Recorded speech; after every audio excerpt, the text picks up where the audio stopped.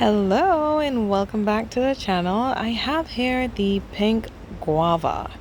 Now I love guava because it's just it has a little tangy taste to it that I really like, and the texture is pretty cool. I want to grow these because I'm in zone 8B and I really want to push the boundary to be able to grow tropical fruits in my area. So I've taken on that task, and I really love for you guys to join me on this journey. Really, what I'm gonna do with this is I got it recently. It is growing roots out at the top, so it needs to be transplanted, but it just needs a little bit of time out in the open outdoors. If you ever buy plants and have them sent to you, it's always best to not put them directly in the sun. Give them some time outdoors, and then not overwater them. Don't underwater them, so that way they can thrive and not die, and then all that money is wasted. So I'm gonna put this up, and then I will put it up for a couple of days, and then I'm gonna transplant it into another container, and I'm gonna show you what the container is. I'm gonna pause the video and I will be right back. All right, so this is the container that I'm gonna put it in, so you can see what it looks like beside it. I'm just gonna get some dirt, some cow manure. I'm gonna mix it in there, and then I will show you what it looks like. I won't be able to show you when I actually put it in here, but I'll have a picture of what it looks like when it's in here on my Instagram channel. If you want to know how to transplant something like this to a larger container, transplant this to something like that, you can watch my last video on the tamarind plant, transplanting tamarind plant, or growing tamarind plant. I'm not sure what the title was, but just check out my last video and you'll see how I do that. But I'm going to show you how I mix the soil for a plant like this. All right, I'll be right back. All right, so I am back. Let me turn the camera the other way. And I am using the Kellogg. If I find a better garden mix, I'll use it. But just for what's available in my area, this is the best I can find. And then I use a Black Cow. If you prefer a more organic version of gardening solutions, you can go ahead and watch my video as well on gardening basics, which shows you what to look for. It's a pretty loud truck there.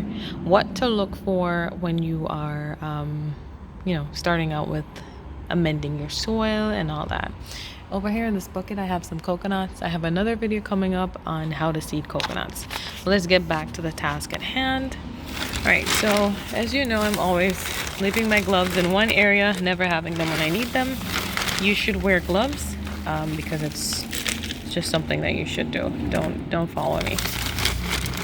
Alright, so just filling this up 3/4 of the way with soil mix, and then the rest of the way I'm gonna fill it with cow manure, and then I'll just mix that up.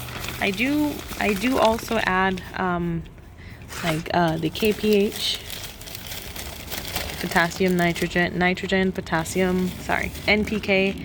nitrogen, potassium, and phosphorus. Nitrogen, phosphorus, and potassium. So just so you know, it's getting all the nutrients it needs to grow. Alright, so I've added 3/4 of the way with soil and 1/4 of the way with cow manure. Right, and then these are I also have some worm castings in here. This is the wiggly worm castings. Do you see how much of a mess I've made here? I'm gonna have to vacuum that all up. No gloves, so please wear gloves. And after I've done that, I like to give my soil as much nutrients as possible to mimic tropical soil. I don't know if you're used to tropical soil from where you're from. Please wear gloves. These smell hideous. So this is the nitrogen, the phosphorus, and the potassium that I'm pouring in here. I do recommend that you wear gloves because these things are hard to get off your hands and they stink, right?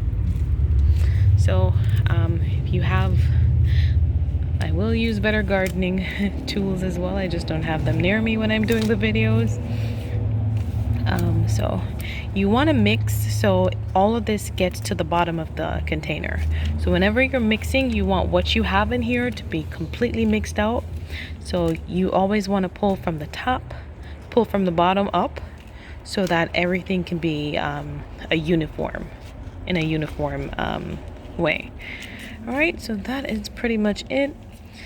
I don't have anything else to share except in some videos you'll realize some persons will take out the excess debris out of their soil. For the most part, I do that. But like the little rocks and the little tiny pieces of, not rocks, little tiny pieces of wood chips and stuff like that, I don't take them out. It's pretty similar to how real soil is. So looking for perfect soil is not necessarily the best way. Perfect texture soil that has nothing but soil in it isn't necessarily the best way. All right, so this is my mix ready for tomorrow for when I transplant my guava plant.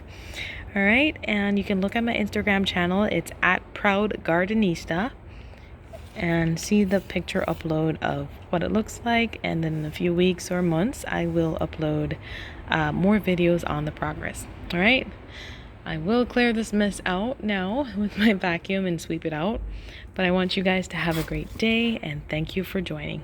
Bye.